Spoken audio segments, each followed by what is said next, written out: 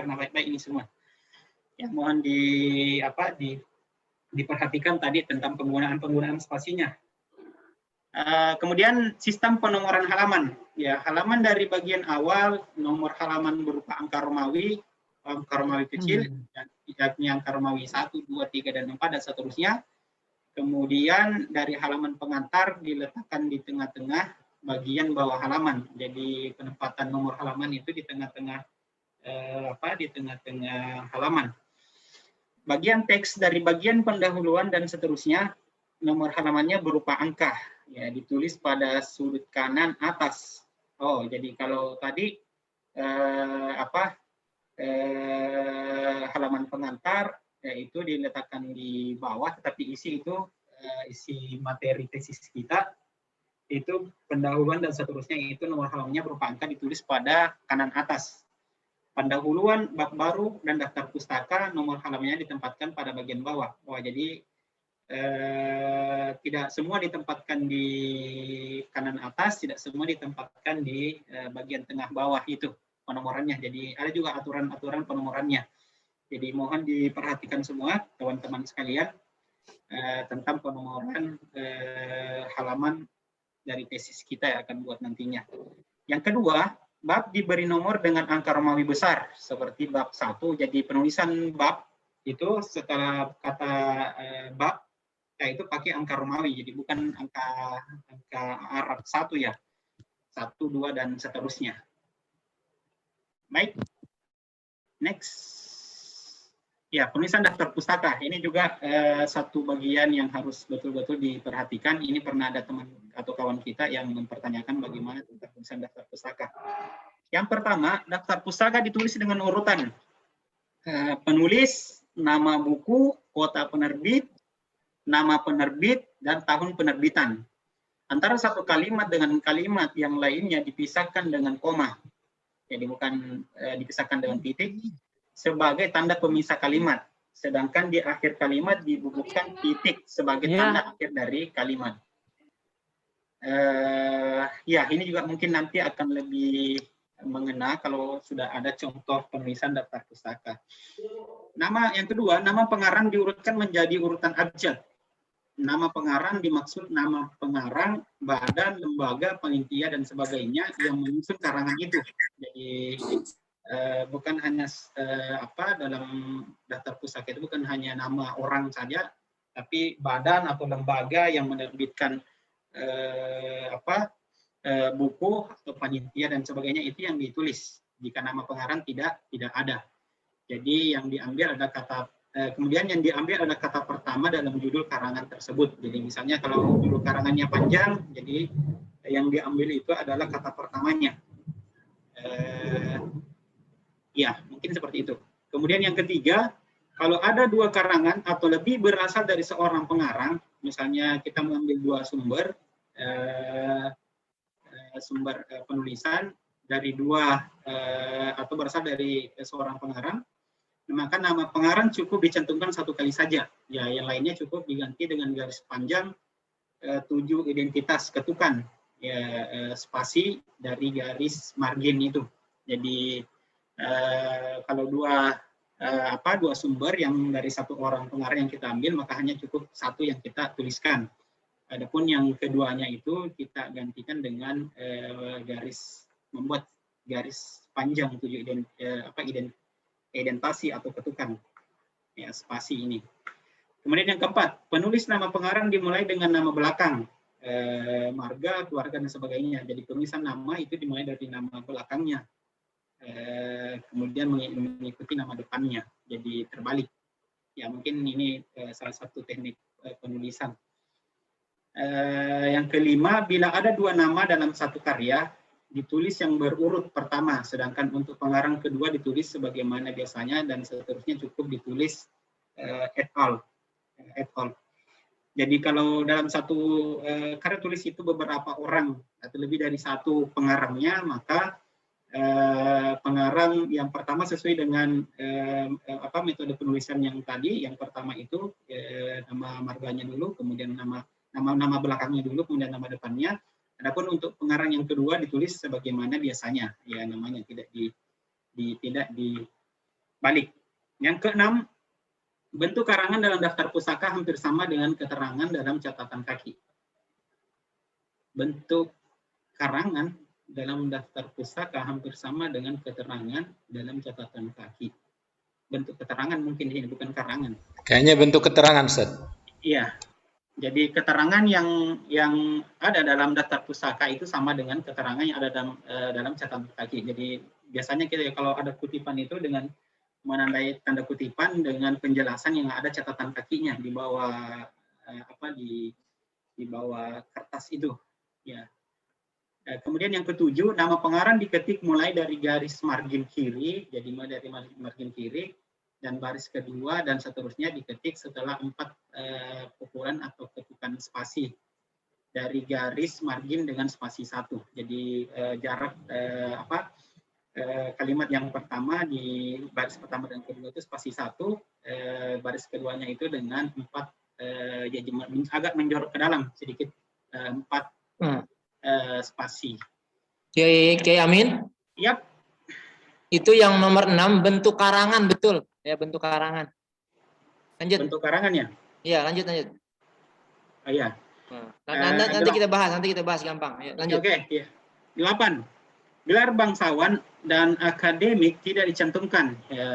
Judul buku dicentang miring, kemudian menggunakan kapitalisasi, jadi huruf besar, kapital. Dan urutan selanjutnya sama dengan catatan kaki, tetapi tidak menggunakan tanda kurung. Gelar bangsawan dan akademi tidak dicantumkan. Jadi misalnya penulisnya bergelar kiai atau apa itu tidak dicantumkan. Atau gelar akademiknya misalnya insinyur, doktorandes itu tidak dituliskan. Jadi langsung namanya saja yang dituliskan.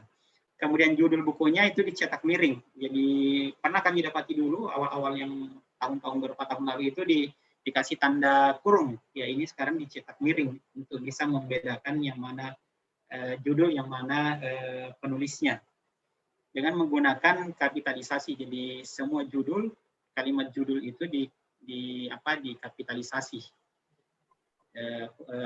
jenis pengetikannya kapital. Kemudian yang ke-9, ya Ustadz Agus kenapa? Lanjut ke 9, antara kedua sumber pustaka jaraknya 2 spasi. Jadi dari antara 2 pustaka itu jaraknya 2 spasi. Kalau tadi jarak antar satu spasi. Daftar pustaka yang satu misalnya panjang tidak cukup tidak memuat satu halaman, satu marginnya itu satu spasi, tapi antar daftar pustaka itu spasinya 2, jaraknya spasi 2. Kemudian daftar pustaka tidak menggunakan nomor urut, jadi tidak memiliki penggunaan nomor urut. Jadi kalau banyak daftar pustakanya tidak diberi nomor. Kemudian judul buku dicetak miring, jadi kembali lagi dijelaskan, kembali penegasan dari poin 8 ke 11, bahwasanya judul buku diketik cetak miring. Kemudian ada penulisan indeks. Ya, indeks dalam karya ilmiah diletakkan setelah penulisan daftar pustaka. Jadi indeks dulu, kemudian daftar pustaka. Merupakan daftar kata dan istilah-istilah penting yang terdapat dalam karya ilmiah yang kita susun. Ya, kemudian susunannya menurut abjad yang memberikan informasi mengenai halaman, tempat kata atau istilah tersebut ditemukan. Jadi penulisan indeks atau kata-kata atau istilah-istilah penting yang ada dalam karya tulis kita itu harus disusun juga. Ada namanya penulisan indeks, kemudian disusun berdasarkan abjad. Jadi tidak berurutan dari A, B sampai Z. Yang memberikan informasi mengenai halaman, tempat atau kata istilah tersebut ditemukan. Jadi dia juga memuat halaman di mana indeks tersebut berada. Ya, wah ini sudah ada sudah ada contohnya. Jadi ukuran margin tadi sebagaimana kita sampaikan, wah ini yang kanan seharusnya 3 ini. Jadi formasinya tadi 4, 4, 3, 3. Ya, seingat kami. Ya, 4 margin atas, kemudian kiri 4, bawah 3, kanan 3. Ini kok 4.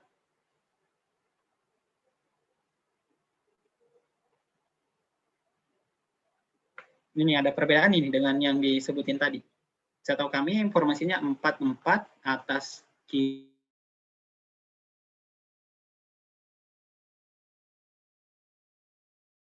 kiri, kemudian bawah dengan kanannya itu 3. Dilihat di penjelasan awal tadi tentang kertas. Lanjut. Nah, ini contoh ringkasan tentang abstrak. Jadi contoh abstrak ini. Iya, ini dari Siti Marfan. Jadi formasinya tadi formasi 4-3-3, bukan 4-4-3-4. Ya, ada kesalahan ketikan mungkin tadi di contoh itu. Nah, ini mungkin bisa kita lihat, enggak mesti kami bacakan cara penulisan abstrak.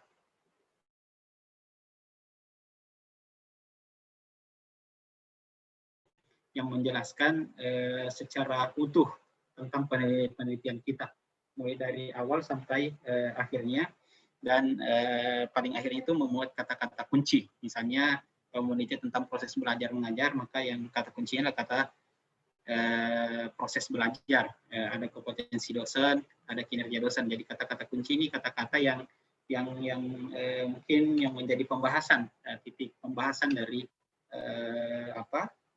dari tulisan karya tulis ilmiah kita. Ya, oke, lanjut. Nah, ini juga ada contoh penulisan abstrak. Ya, lanjut. Luar biasa ini animasi. Ya, ini masih lanjutan tentang abstrak. Ya, ini contoh kata pengantar. Ya, dimulai dengan salam, kemudian masuk ke alinea. Meskipun tadi penulisan alinea ini spasi 7 ketukan, yang menjorok ke dalam itu 7. Kemudian antar spasi ini seharusnya, antar kalimat ini seharusnya spasi 2, karena seperti itu tadi aturannya. Ya, kalau melihat kata pengantar yang ditampilkan di sini, ya ini menggunakan spasi 1 ini.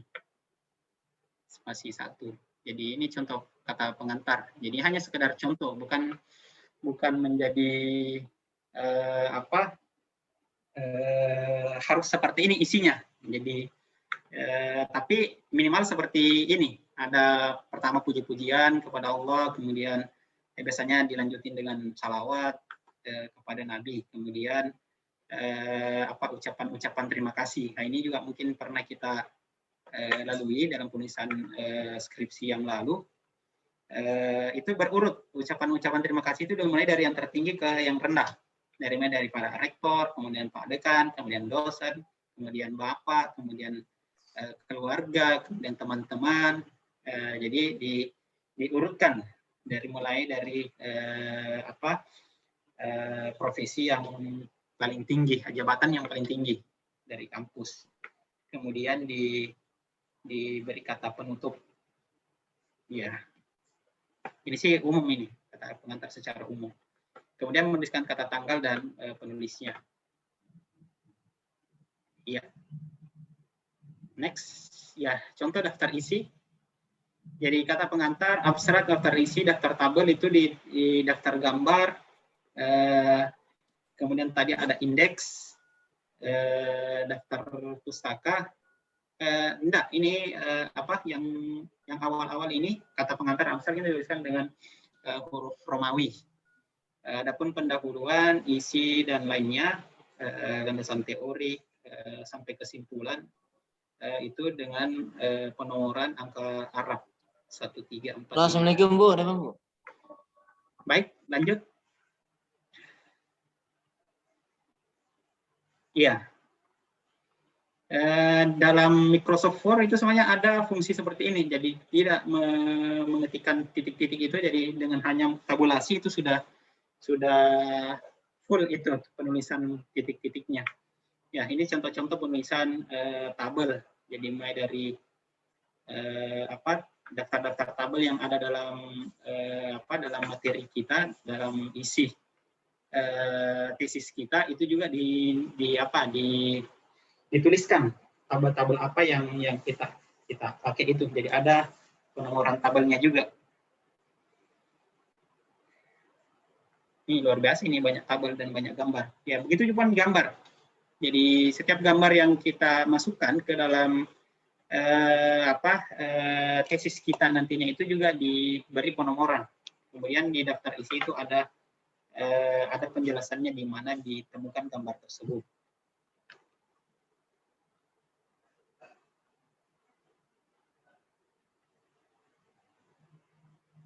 Ini kuesioner pendahuluan, saya nggak tahu ini. Nah, ini mungkin hanya contoh kuesioner, salah satu metode penelitian, instrumen yang digunakannya dengan menggunakan kuesioner.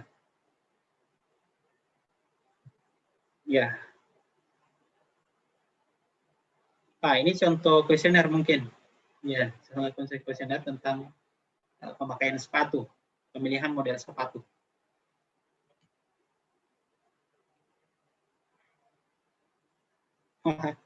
Ini ada pilihan sepatu-sepatu nih. Baik, lanjut mungkin next.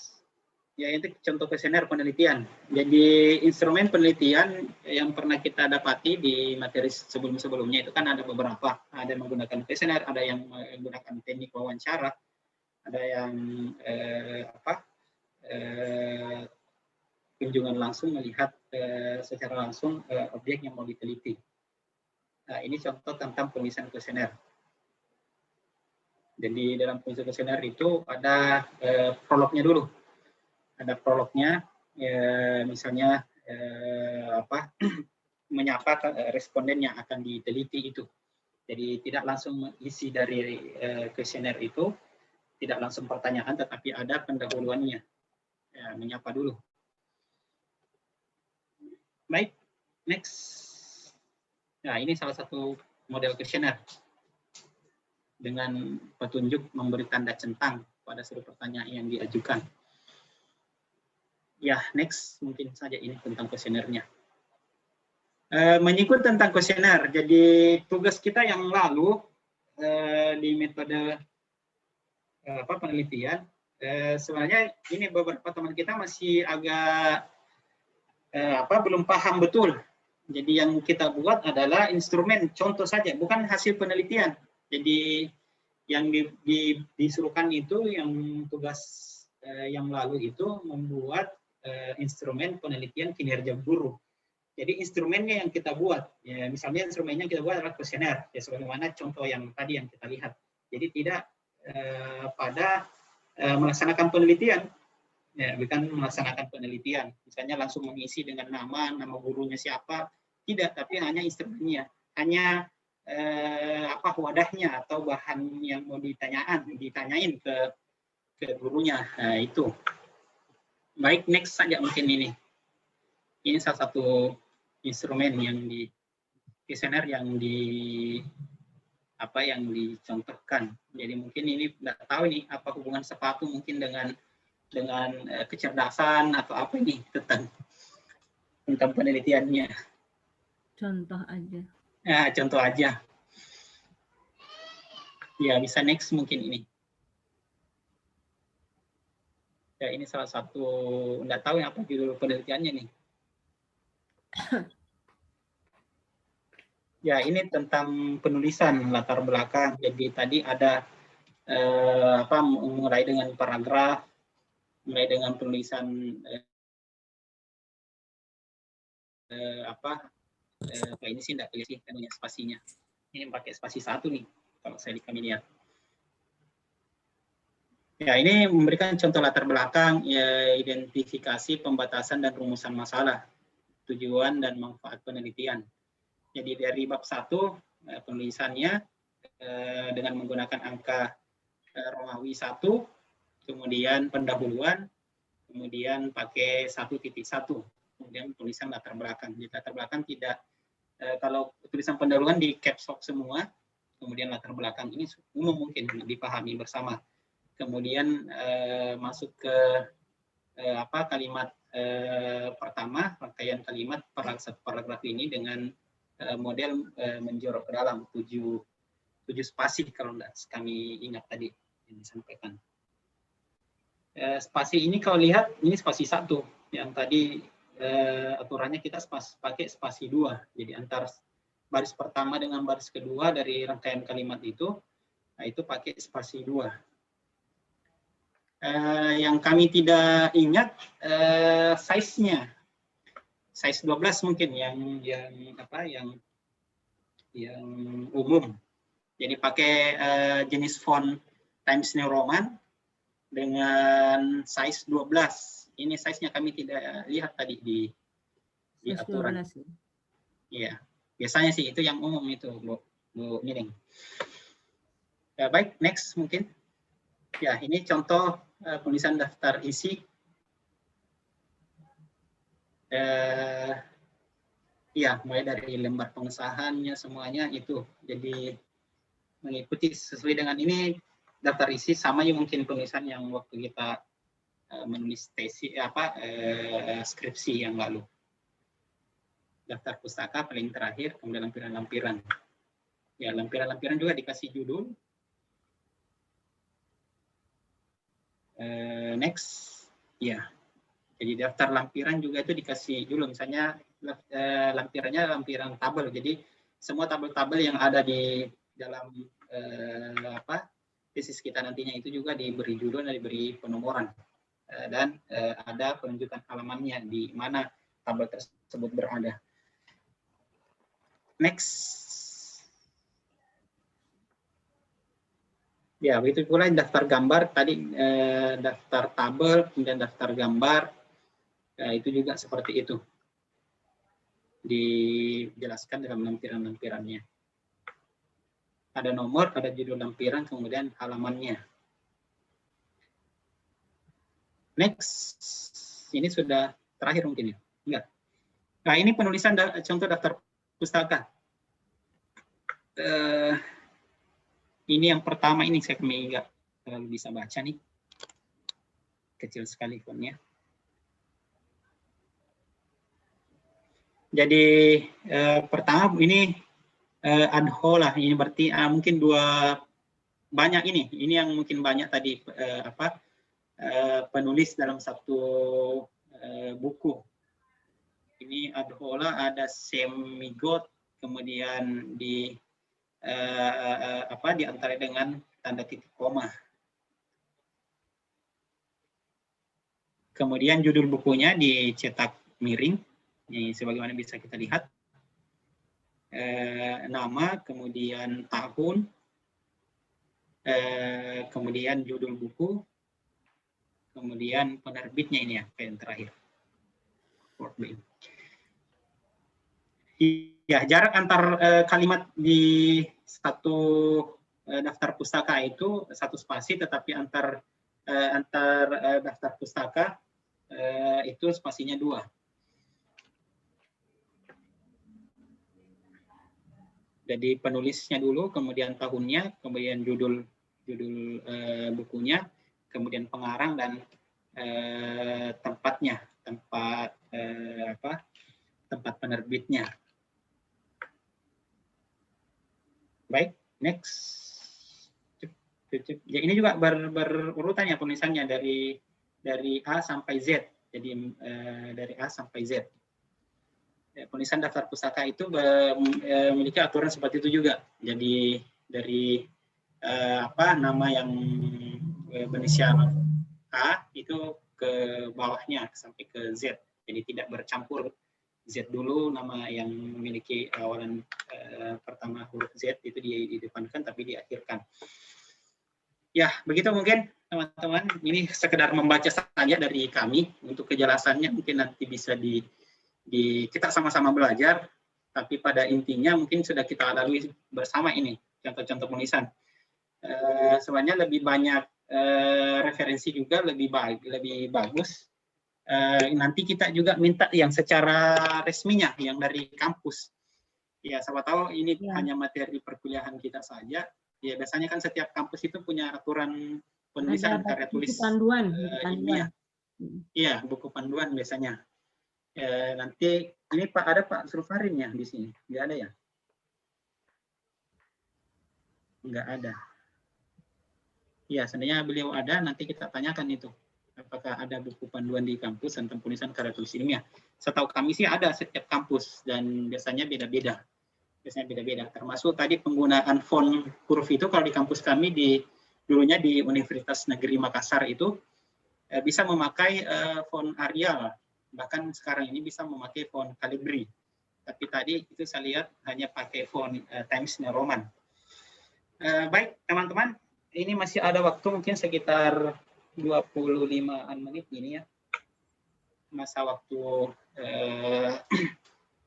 akhir perkuliahan kita. Mungkin kita pergunakan untuk sekedar sharing mungkin, ya sekedar sharing. Saya tahu mungkin ada teman-teman yang sudah menulis tesis nih atau sudah ada judulnya. Saya sih masih jauh ini, masih mengawang-awang. Nama belum. Pak Ketua sudah ada itu. Oh, Pak Ketua sudah ada, Masya Allah. Ini saya baru masuk ini. Sombong Habis keluar ya ya. Pak Ketua. Pak Iya, Ketua lanjutkan. sudah sibuk.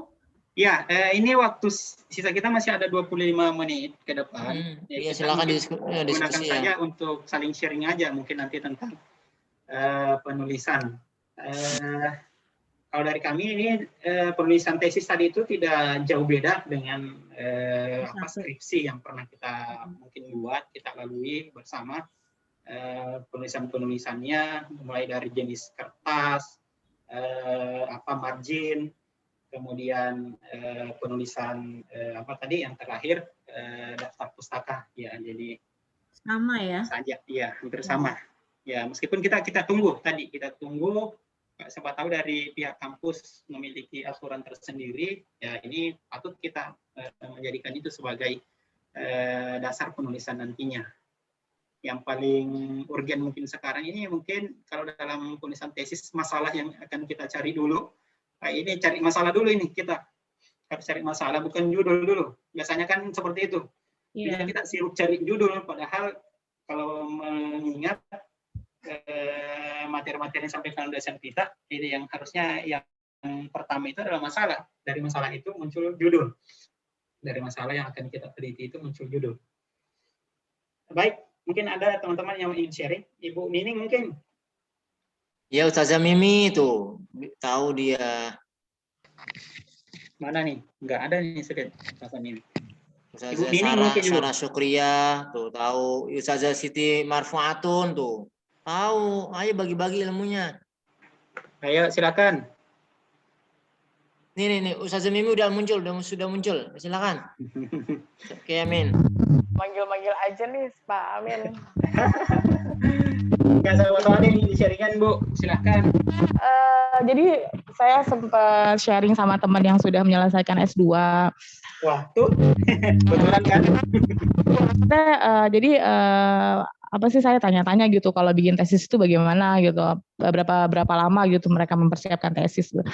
Jadi menurut teman saya itu tesis itu terutama masalah itu memang udah harus kita cari dari sekarang gitu. Artinya punya gambaran, karena yang repot itu kan nanti mencari variabel 1, 2 yang akan mempengaruhi variabel yang satunya lagi gitu. Artinya nih variabel X1, X2 itu sudah harus kita punya gambaran saat ini, sudah kita pelajari, sudah kita cari teorinya. Nanti tinggal penelitiannya gitu. Jadi memang walaupun kita baru masih di semester 1 gitu ya, itu memang harus sudah dipersiapkan sih Pak, kalau menurut pengalaman saya yang saya wawancara itu sih gitu. Terus untuk tesis ini kan kita ada 2 variabel yang akan kita teliti, 2 variabel X yang akan mempengaruhi variabel Y. Karena ini kita manajemen pendidikan Islam, ya nggak sih, jurusan kita itu bukan sih? Saya main kuliah aja nggak tahu jurusannya apa. Betul. Iya. Jadi sebagian besar mungkin tesis kita akan mengarah ke sekolah ya, karena memang manajemen pendidikan gitu. Biasanya sih ya itulah yang berhubungan dengan pendidikan juga sih. Variabel X-nya 2 intinya gitu. Terus nanti akan mempengaruhi satu variabel Y. Variabel Y itu yang dipengaruhi ya, yang mempengaruhinya. Itu aja sih Pak PR yang apa sih kalau saya sih pengennya apa ya? Mungkin karena perempuan kali ya, pengennya tuh persiapan dari sekarang gitu, nanti tinggal jalan gitu. Jadi ya udah saya sih udah kepikiran sih mau bikin tesis judulnya apa. Terus penelitiannya mau di mana walaupun nggak tahu gitu maksudnya lulusnya bagaimana gitu nanti dari Uniat yang pasti sih udah di prepare aja sih gitu. Iya. Itu Pak menurut saya Pak. Oke, makasih sharingnya Ibu Mimi. Sama Pak. Ada teman lain Ibu siapa nih yang ada chipnya nih? Saya tadi Ibu Pak. Harnawati silakan dibuka mic-nya. Harnawati Harun silakan. Ya, ini sebenarnya kalau usulan teman-teman, Masya Allah ini saya menganggap bagus juga kalau kita barangkali diskusi untuk judul-judul tesis, karena kalau persiapan dari sekarang barangkali bisa membuka jalan kita sama-sama lulus bersama, selesai bersama. Bagaimana? Siapa tahu ada yang punya ide tentang judul-judul tesis yang bisa dipakai kita teman-teman. Ya, silakan. Kiai Ahmad Nawawi mau bicara tuh. Ya, Abang Nawa silakan. Iya, terima kasih nih, baru habis sholat sebenarnya baru buka. Tapi gini, waktu itu kan saya pernah nanya sama dosen. Yep. Enggak, kalau kita pakai judul yang berkaitan misalnya dengan metode pengajaran, terus itu kalau nggak salah nggak boleh. Kemudian dosen menjanjikan nanti akan dikasih contoh-contoh judul yang bisa atau dipakai untuk bahan tesis kita. Jadi, insya Allah kita segeralah minta sama dosennya untuk di-share supaya kita punya persiapan. Bagus tuh kalau tinggal minta. Ya, jadi dia contoh-contoh, maksudnya bukan judul yang akan kita buat, tapi contoh-contoh sehingga kita punya ide dari judul-judul itu, insya Allah. Itu ya, terima kasih. Iya, jadi karena kita ini berada di jurusan manajemen pendidikan Islam, jadi ya tidak jauh di situ judul-judulnya akan kita nantikan akan ketengahkan nantinya dalam tesis kita atau judul tesis kita tidak jauh dari situ, dari manajemen pendidikan Islam sekaitan dengan itu. Kami sih juga tidak pernah berkunjung langsung ke kampus Uniat, ya mungkin di perpustakaan atau di mana, atau di kampus-kampus yang lain tentang yang membuka jurusan manajemen pendidikan Islam juga mungkin bisa kita samperin tuh untuk lihat modifikasi apa ini mengkopiin itu mungkin ATM ya, ambil tiru dan modifikasi ya, mungkin seperti itu sih nantinya. Baik, ada teman-teman yang lain? Kalau tadi Bu Harna menginginkan kita sudah ke judul-judul, ya saya sih belum kepikiran ke sana sih dengan judulnya. Kita mau cari masalah nih dulunya. Ada yang mau kasih masalah? Nah itu Ustaz, minta terutama yang sudah coba pengalaman. Ya, seperti Pak Ketua misalnya, dia sudah punya masalah itu.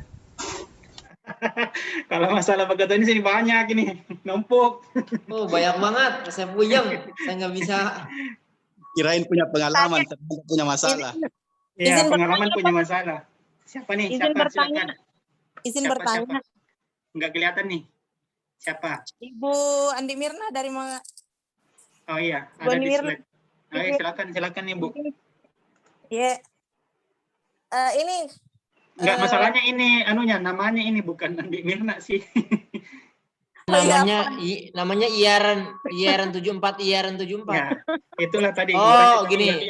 Lahirnya tahun 1974, saya paham. Waduh. 74 itu sudah. Ayo silakan Ibu. Gini Pak, boleh mungkin didiskusikan ya, karena ini terkait tesis karya ilmiah. Mungkin kita bisa diskusikan tentang itu masalah plagiat. Masalah plagiat. Bisa. Ini satu usulan yang baik juga mungkin. Ya. Karena mengingat sekarang ini dengan kemudahan akses teknologi, dengan kemudahan atau dengan begitu banyaknya juga tesis-tesis yang bisa di ATM, masalah plagiat itu juga mungkin kembali ke pertama ke aturan kampus, kemudian kembali ke diri kita sendiri juga. Kalau memang betul-betul ingin melahirkan sebuah karya, maunya kan karya kita sendiri, ya meskipun sekarang ini mungkin penelitian-penelitian itu hanya sekedar memodifikasi atau melahirkan temuan baru dari temuan yang ada sebelumnya, kan gitu. Jadi tidak ada yang murni betul dari hasil pemikiran. Menurut kami itu harus hasil pengembangan, kan, hasil pengembangan. Kiai Amin, Kiai Amin. Ya. Kiai Amin harus ingat prinsip merdeka belajar ya. Nah, yang mana tuh bisa disampaikan mungkin, Pak Ketua? Maaf. Ya. Setidaknya bisa mungkin lebih diperjelas lagi di titik mana fokus yang mana yang kemudian kita sama sekali tidak boleh melakukan plagiat. Di bagian apa? Artinya kan kalau memodifikasi setidaknya ada yang diambil, ada yang tidak. Ya, betul. Nah, ya kalau saya sih mungkin mulai dari judul, mulai dari teknik, isi. Kami kok nggak tahu persis kalau ada aturan dari kampus yang mengatur tentang seperti itu, tentang plagiat, atau ada mungkin aturan baku dari aturan sistem pendidikan di Indonesia atau gimana, saya belum dapatin sih. Yang namanya plagiat itu artinya utuhnya semua. Kalaupun ya ini juga satu permasalahan mungkin karena tidak semua karya tulis ilmiah itu dipublikasikan. Jadi bisa saja mungkin ada kesamaan menurut kami, karena misalnya di kampus yang lain pernah meneliti ini tapi karena tidak dipublikasikan, kan begitu juga penyakitnya atau permasalahan yang ada kan seperti itu. Biasanya di setiap kampus itu karya-karya tulis ilmiahnya itu tidak dipublikasikan secara umum, akhirnya mungkin bisa saja akan ada kesamaan, itu tidak bisa dipungkiri kalau menurut kami. Walau. Saya boleh kasih masukan? Iya. Ya. Ibu Nining, silakan. Bu Nuni. Alhamdulillah sedikit ada pencerahan saya mengenai plagiat ini. Memang Alhamdulillah. kan memang itu ya copy paste ya istilahnya ya. Sedangkan dalam proses kita menulis boleh saja itu copy paste yang disebut dengan plagiat itu, namun jangan 100% itu di copy paste gitu loh. Artinya adalah pemikiran kita sedikit hanya menggeser-geser kalimat saja sehingga tidak persis dengan apa yang ada di letter books-nya itu gitu loh. Jadi saya pikir memang dalam hal plagiat atau mengenai judul ataupun isi memang sulit kita untuk mengecek satu-satu ya, ini udah udah pernah dipublikasikan atau belum. Namun memang ini menjadi penting karena nanti tesis kita ini kan sifatnya S2 ya. Jadi pertarungannya bukan sekedar menulis tapi kemudian menyampaikan pemikiran. Nah, ini kemudian nanti ada masalah ketika mungkin ada di antara kita ada tesisnya yang bisa digunakan dalam hal kemajuan pendidikan. Nah, itu kemudian proses itu nanti kan terlihat ya karya tulis kita seperti apa. Nah, itu yang kita khawatirkan ketika kita udah pede maju ternyata karya tulis kita bermasalah, dan itu kemudian nanti masalahnya ya jadi buat nama baik universitas dan nama baik pribadi sebagai penulis penulis daripada tesis itu. Jadi saya pikir kalau plagiat memang benar-benar harus pemikiran kita di S2 bagaimana kita menyeplak tulisan itu kita ubah menjadi pemikiran kita gitu saja. Jadi saya pikir inilah inovasi kita, kreativitas kita dalam mengungkapkan bentuk tulisan menjadi hal-hal yang kreatif bagi kita sebagai sumbangsi pikiran kita, walaupun itu bukan dari pikiran kita sendiri, namun kita bisa dibikin inovasi. Begitu aja sekiranya masukan dari saya, karena pernah terjadi beberapa waktu S1 kemarin seperti itu. Terima kasih Bu Nuning. Tambahin ya Ini, Pak Amin. Ini ada yang raise hand ini dari Ummu Kalsum. Silakan dulu. Setelah itu Ibu Ida. Oh ya. Bismillah. Kalau pengalaman saya di Afan, Pak Ustadz, suaranya Ya. terdengar? Bagus, bagus. Silakan lanjut. Ya. Kalau pengalaman saya di S1 itu memang ada tes plagiat. Nah, itu ternyata bukan karena kita copy paste. Bukan karena kita copy paste, tapi kalau menurut pengalaman saya nih ya Pak Ustadz ya. Jadi karena kata-kata itu telah digunakan oleh orang lain, telah ada di karya ilmiah orang lain. Jadi itu kadang kita revisi pun malah makin tinggi tingkat plagiatnya, meskipun kita menggunakan pemikiran kita. Jadi gimana caranya mengolah bahasa sendiri yang belum digunakan oleh orang lain, itu sih untuk merendahkan tingkat plagiat. Itu pengalaman saya. Ya, pengalaman dari adanya kata yang sama yang diangkat ya, gitu. Baik, mungkin di Ibu Ida tadi yang mau bertanya, silakan dibuka mic-nya. Saya setuju dengan Bu Suryaningsih dan Bu Ummu Kulsum ya. Jadi memang benar ya Pak ya, untuk saat ini memang akan diuji plagiasinya. Jadi ada semacam aplikasi tersendiri kalau kita buat karya, terutama ya karya tulis ya. Itu misalkan kemiripannya 50%, ada yang tidak diterima. Biasanya yang diterima itu apabila kemiripannya 25%. Jadi kata-kata yang pernah digunakan oleh orang lain di dalam tesis orang lain, itu sebaiknya kita rubah sedikit redaksinya menurut kita. Itu nggak banyak-banyak, sedikit aja, tapi ada perubahan. Seperti itu. Nggak utuh-utuh dijeplak semua. Ya namanya ATM, betul. Dikasihkan gitu. Ya itu aja. Baik, ada lagi teman-teman yang lainnya? Masih ada waktu 11 menit sih. Cukup, Ustaz. Cukup. Cukup. Ibu Khairul Bariyah, mungkin ada? Udah cukup lah Ustaz, udah paham. Insya Allah. Udah paham. Udah punya judul? Mudah-mudahan saya bisa ini Ustaz. Udah punya judul?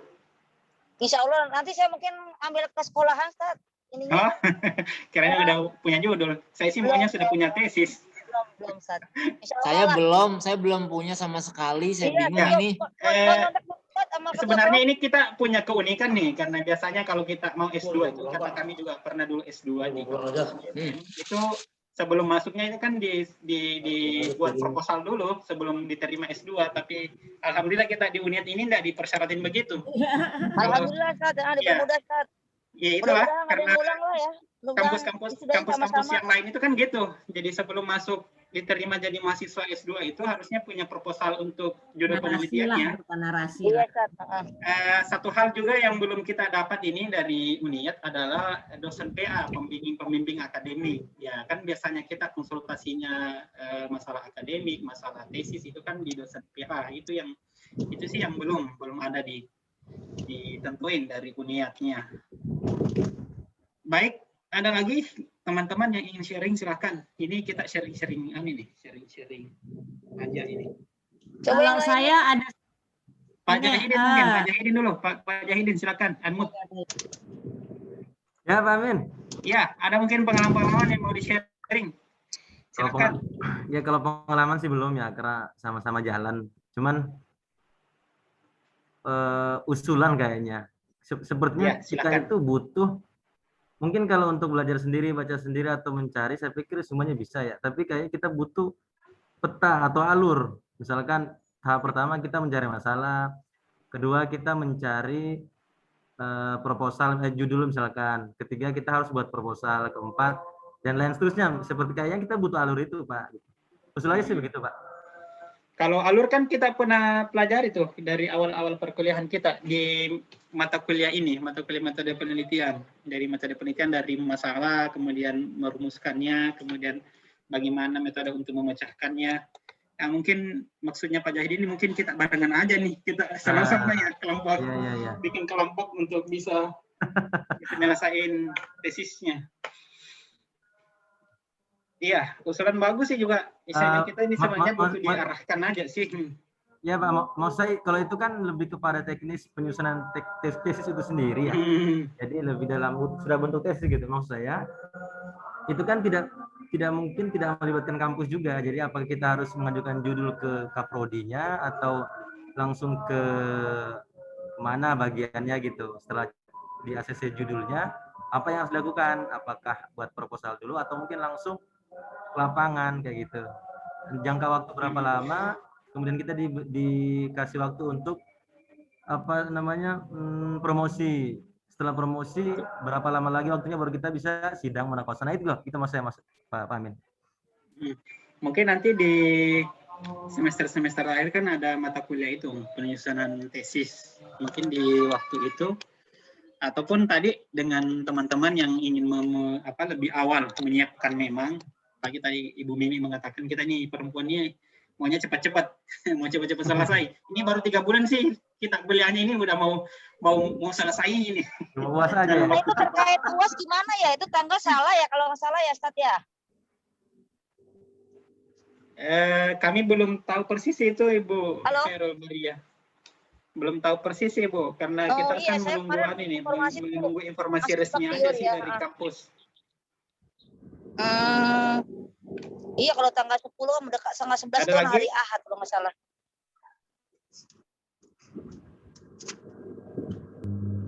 Ada lagi teman-teman yang lain?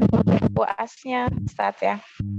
Pekan. Umi mungkin ini mau sharing ini. Umi dari tadi ini jalan nih, nggak tahu mau kemana. Mau cari tesis mungkin. Satu kayaknya tuh yang mau sharing tuh. Umi tesisnya nih. Terakhir Umi, boleh kita ngajuin judul? Kapan kita pengajuan? Nggak tahu juga sih dari pihak kampus apakah bisa diajukan sekarang atau nanti setelah diprogramkan mata kuliahnya. Ini nggak tahu juga sih dari pihak kampus gimana. Tapi lebih awal lebih bagus juga sih, sedia payung sebelum hujan kan? Iya, jadi diterimanya judul yang mana, kita jadi enak nanti bikin tesisnya biar lebih leluasa kalau lama hari jauhnya. Kapan kita mulainya? Ya, biasanya kan itu ada penunjukan dosen penasihat akademik. Biasanya sih gitu kita sampaikan, kita konsultasikan, bisa tidaknya sekarang mengajukan judul atau gimana. Itu nanti kita dengarlah nanti dari pihak kampus. Siapa tahu ada